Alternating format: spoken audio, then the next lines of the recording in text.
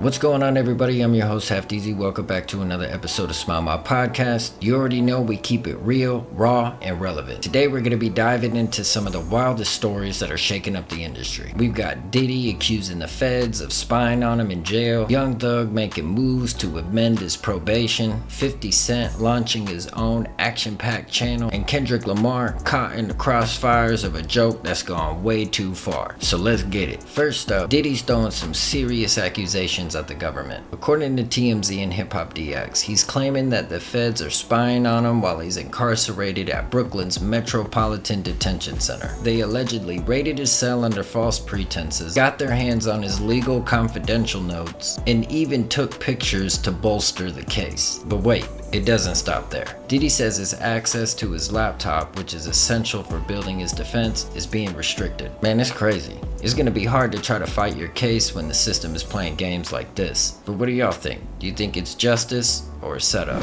Diddy says there's something nefarious going on while he's being detained at MDC Brooklyn. He says he's being spied on, that the feds have been working with the Bureau of Prisons to systematically take notes and sometimes take photographs and information that is being shared with the prosecutors. Wow. And says it means he absolutely cannot get a fair trial. Next, let's talk about Young Thug and his plea deal and the YSL RICO case. The dude can't even set foot in Metro Atlanta for the next 10 years. But here's the catch. One of his homes is now a part of the banned area after the amendment on his sentencing. Thugger's legal team is asking if he can visit the house for family gatherings and holidays. On top of that, the probation terms are no joke. He's walking on eggshells until 2039. Imagine not being able to rap about gangs or even mention certain people. Gotta be a challenge. It's like his art and personal life are on lock. What's your take? Do you think it's too harsh or just the price of freedom? Man away from where he's from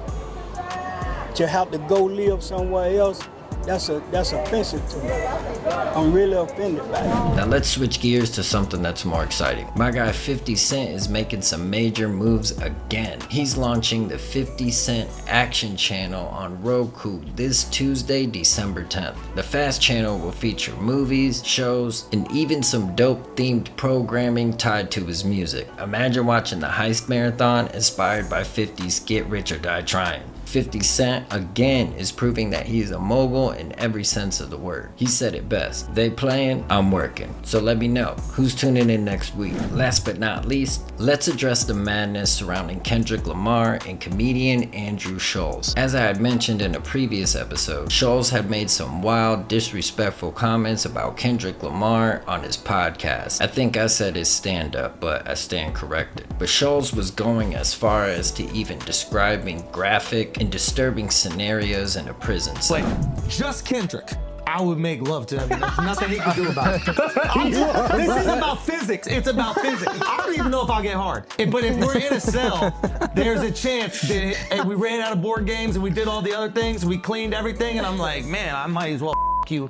And you know what? That's not comedy. That's straight up offensive and disrespectful. Meek Mill, Peter Rosenberg, and others have rallied behind Kendrick, calling Schulz out for being a culture vulture and crossing the line. What's crazy is Schulz claims that he's clapping back at Kendrick Lamar for calling out white comedians in his music. He is making sure that comedians, he put a law in.